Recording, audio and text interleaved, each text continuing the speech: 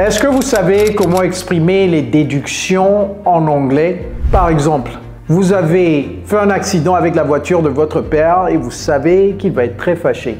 Vous lui avez raconté ce qui s'est passé et maintenant vous dites cela à votre ami et votre ami dit « Waouh, votre père, il doit avoir été très fâché, n'est-ce pas ?» C'est une déduction du fait que vous avez cassé sa voiture.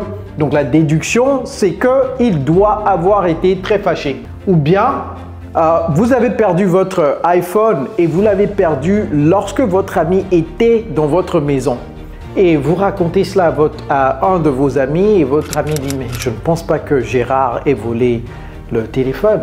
Il ne peut pas avoir volé le téléphone parce que je le connais, c'est un type très bien. » Donc, il déduit du fait que c'est un type très bien qu'il ne peut pas avoir volé le iPhone. Comment dire ça en anglais? Comment exprimer les déductions? Ou bien, il a peut-être raté l'événement, c'est pourquoi il ne sait pas ce qui s'est passé. Vous voyez, je déduis du fait qu'il ne sait pas ce qui s'est passé, qu'il a peut-être raté l'événement. Ou bien pareil, ici, la personne a dit « Oh, vraiment? Ça s'est passé durant la réunion ?» Et vous déduisez qu'il a certainement dû arriver tard. Vous voyez, tout ça, c'est des déductions. Pas évident du tout de dire ça en anglais. Aujourd'hui, je vais vous expliquer très simplement comment exprimer les déductions en anglais avec les auxiliaires modaux. Modal deduction about the past, des activités qui se sont produites dans le passé. À vos carnets de notes. Ready? Let's go. Hello everybody, it's Coach Joe, your English coach. So without further ado, let's get started. The first one is must have plus the past participle. Ça c'est past participle, ok? Past participle. Par exemple, il doit avoir oublié ses clés à la maison. Il doit avoir oublié ses clés à la maison. C'est une déduction. Ok, donc c'est une déduction parce que la personne vient au bureau, il ne trouve pas sa clé pour ouvrir la porte de son bureau et vous dites « Oh, il doit certainement avoir oublié sa clé ou ses clés à la maison. » En anglais, comment dire cela? Donc must, c'est un auxiliaire modal. En anglais, on va dire « He must have » plus le participe passé du verbe oublier. He must have forgotten his keys at home. He must have forgotten, vous voyez comment je prononce ça? Forgotten his keys at home. Les sorciers qui veulent que je mette at house. Je sais que house, c'est home. Mais ne dites jamais at house. Dites at home. Si vous voulez utiliser house, dites at the house. At the house, ok? Combien de sorciers regardent ça? Ok. At home. All right. He must have forgotten. Vous voyez comment je prononce forgotten. He must, l'auxiliaire modal, plus have, plus le participe passé et le tour est joué. He must have forgotten his keys at home. All right. The next one. Can't have plus le participe passé. Ne peut pas avoir plus le verbe au participe passé. Je vais vous donner un exemple tout à l'heure et ça va être très clair. Can't have plus past participle. Par exemple, elle ne peut pas avoir vu le message, sinon elle aurait répondu. Okay? En anglais, she can't have seen the message, otherwise she would have replied. She can't have seen the message, otherwise, sinon, okay, otherwise she would have replied. She can't have seen the message. Ça, c'est la contraction de message, ok? Elle ne peut pas avoir vu le message. Otherwise, she would have replied. Sinon, elle aurait répondu. She would have replied. So here, can't have, PP de to see, c'est seen. Apprenez vos verbes irréguliers, c'est très important, ok? Très, très important. Alright, otherwise, apprenez ça également, ce terme est très important. Otherwise, sinon. Et ici, at home. Ce n'est pas at house. Alright, very good. Next, might have plus le participe passé. Vous savez, nous avons un programme d'immersion anglaise et j'ai jamais vu nos étudiants utiliser might. Pourtant, les Américains en raffolent. Apprenez à utiliser might. Might is very, very important to use. I will give you an example right now and you will know how to use it. Je parlais tout à l'heure de notre programme d'immersion anglaise. Nous avons un programme d'immersion anglaise sur mesure pour les francophones comme vous. Nous avons déjà aidé des milliers de francophones dans plus de 50 pays du monde. Si vous êtes intéressé à ce qu'on vous tienne la main pour que vous puissiez maîtriser l'anglais, remplissez le formulaire qui se trouve juste en dessous de cette vidéo et moi-même je vais vous contacter pour vous en dire plus. Alright? So, might have plus le participe passé.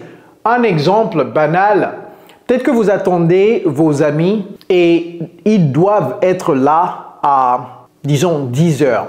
Il est 10h30 ou 10h35, ils ne sont toujours pas là et vous dites, ils ont peut-être raté le train.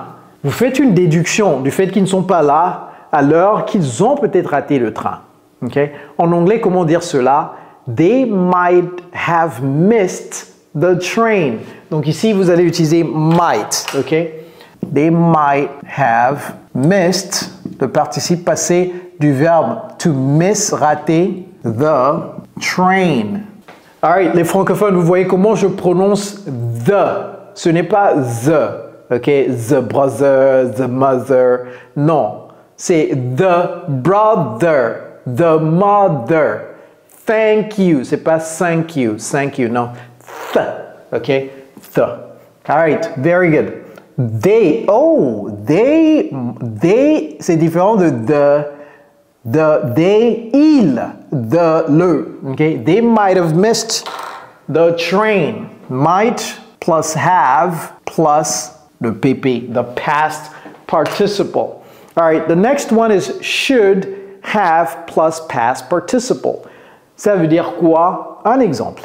Nous aurions dû arriver à la fête avant 20 heures. Okay? Peut-être qu'on ne savait pas qu'ils allaient commencer à l'heure. D'abord, c'est une soirée africaine. Donc, nous, on pensait qu'ils allaient commencer tard. Mais là, on est venu un tout petit peu tard, en tant qu'Africain. Et la soirée est presque terminée.